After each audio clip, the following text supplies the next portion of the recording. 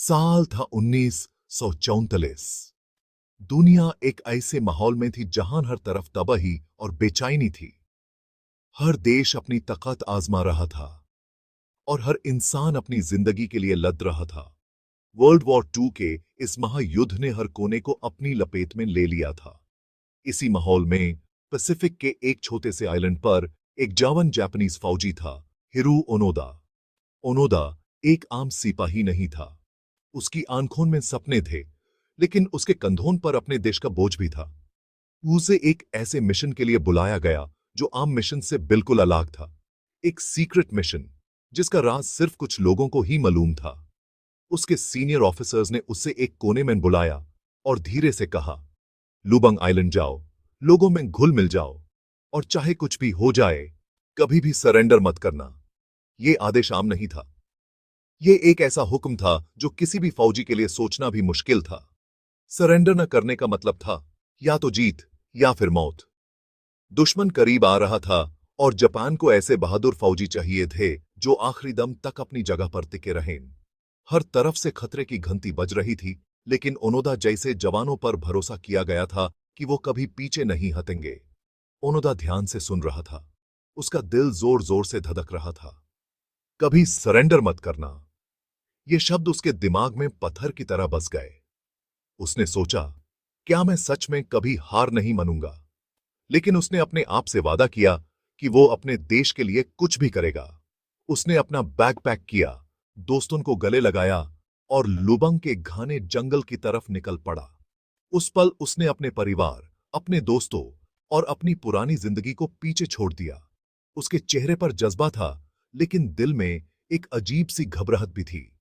ये सिर्फ एक पोस्टिंग नहीं थी, बल्कि उसकी हिम्मत और वफादारी का इम्तिहान था।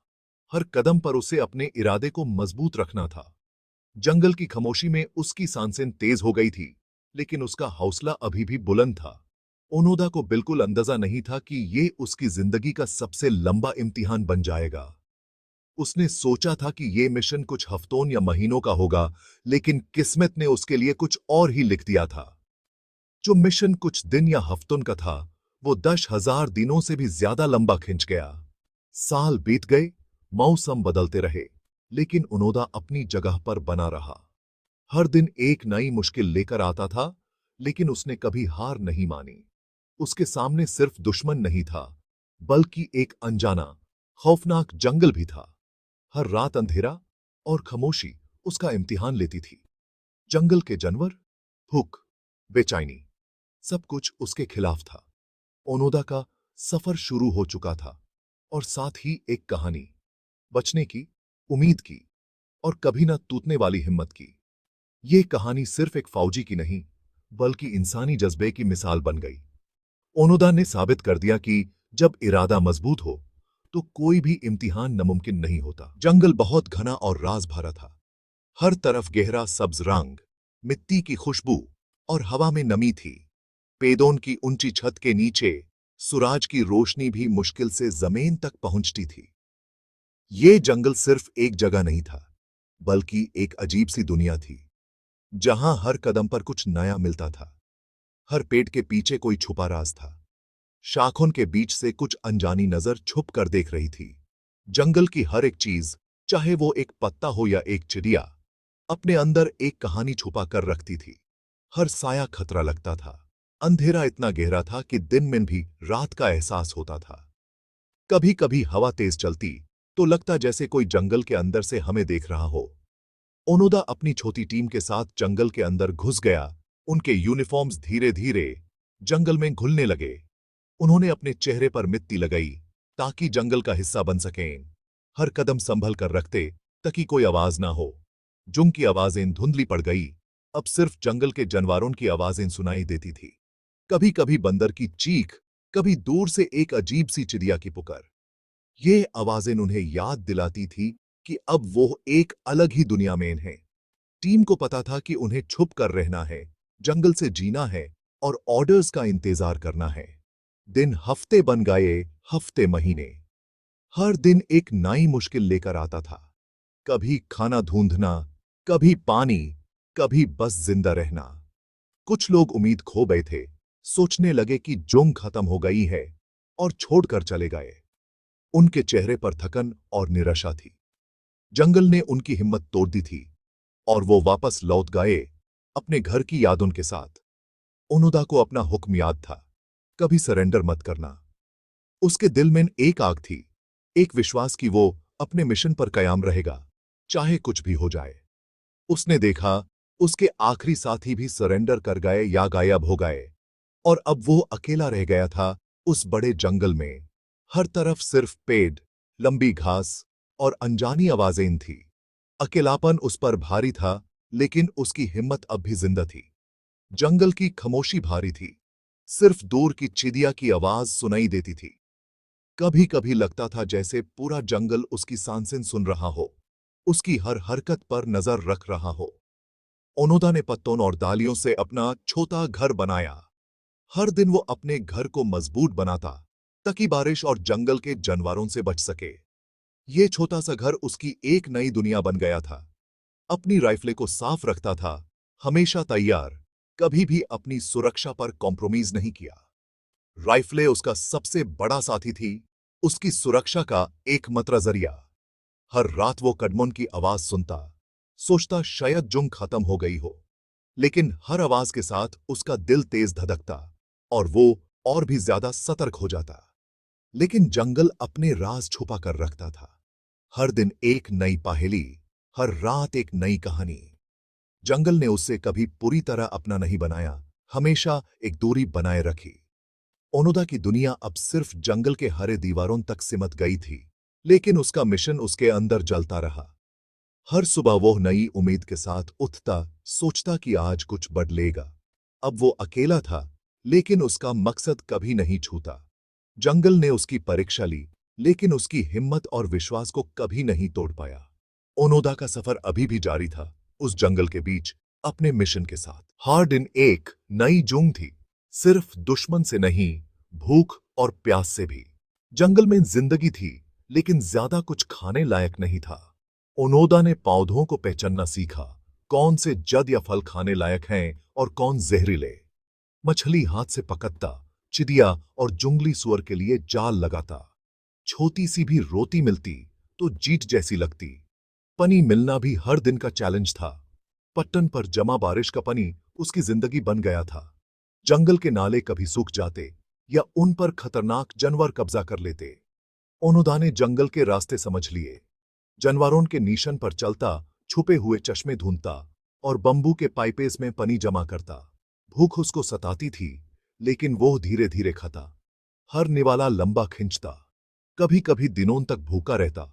शरीर कमजोर हो जाता, पर उसकी हिम्मत कभी नहीं टूटी। हार का ख्याल भी वो हर निवाले या एक घूंट गंदे पानी के साथ दूर कर देता। जंगल में खाना और पानी सिर्फ जरूरत नहीं थे, वो इस बात का सबूत थे कि ओनोदा अभी जिंदा है, अभी भी लड़ रहा है, अभी भी सिग्नल का इंतजार कर रहा है। जंगल की जिंदगी सिर्फ भूख और प्यास नहीं थी, ये हर दिन प्रकृति से लड़ाई थी। हर सुबह जब ओनोदा आंख खोलता, उसके सामने एक नई मुश्किल खड़ी होती। जंगल का हर कोना, हर पेड़, हर झाड़ी एक नई पहेली थी। यहां इंसान की हिम्मत और हौसले की हर रोज परीक्षा होती थी। बारिश बिना चेतावनी के गिरती थी, जमीन को कीचड़ का समुंदर बना देती थी। कभी कभी तो लगता था जैसे आसमान फट गया हो और पानी की बरसात रुकने का नाम ही नहीं लेती थी। जंगल की मिट्टी, जो पहले कदम रखने लायक थी, अब घुटनों तक धंस जाती थी। चलना मुश्किल हो जाता, हर कदम पर फिसलने का डर रहता। ओनोदा के कपड़े फट गए, जूतों की हालत खराब हो गई। बारिश और कीचड़ ने उन्हें और भी कमजोर कर दिया। कपड़ों की सिलाई खुल गई थी, जूतों के तले घिस गए थे। ठंडी रातों में ये फटे कपड़े उसके लिए एक और अजाब बन जाते। मच्छर रात को काटने आते, बुखार और दर्द ले आते। जंगल की हवा में मच्छरों की भिन भिनाहट गूंजती रहती थी। कभी कभी तो लगता था जैसे पूरा जंगल ही मच्छरों से भरा हो। बुखार की तापिश और शरीर का दर्द दोनों मिलकर उसकी नींद छीन लेते। धूप कभी कभी ही दिखती, अक्सर घने पेड़ों के पीछे छुपी रहती थी। जंगल की छाउन इतनी घनी थी कि दिन भी रात जैसा लगता। सिर्फ कुछ पलों के लिए सूरज की किरणें जमीन तक पहुंचती और फिर से अंधेरा छा जाता। जंगली जानवर हर कदम पर खतरा बन जाते। जंगल में हर आवाज, हर सांस एक नई मुश्किल का संकेत थी। कभी कभी तो लगता था जैसे जंगल की आंखें उस पर लगी हो। बंदर उसका खाना चुरा लेते, जंगली सुअर गुस्से में उस पर हमला कर देते। खाना बचाना भी एक जंग थी। हर रात को अपने खाने को सुरक्षित रखने के लिए नए तरीके सोचने पड़ते। सांप घास में रख रख कर चलते, उनका जहरीला दस खतरनाक था। जंगल की जमीन पर कदम रखते वक्त हमेशा आंखें खुली रहती थी। एक गलत कदम और जिंदगी खत्म हो सकती थी। ओनोदा ने धीरे धीरे चुपचाप चलना सीखा। हर आवाज, हर पत्ते की खदबात पर ध्यान देना सीखा। जंगल की खामोशी में भी खतरा छुपा था। उसने अपने कान इतने तेज कर लिए कि सबसे हल्की आवाज भी सुन सके। लकड़ी और पत्थर से हथियार बनाए, खुद को शिकारी और सर्वाइवर बना लिया। जंगल की चीजें ही उसके लिए जिंदा रहने का जरिया बन गई। हर दिन कुछ नया सीखना पड़ता था।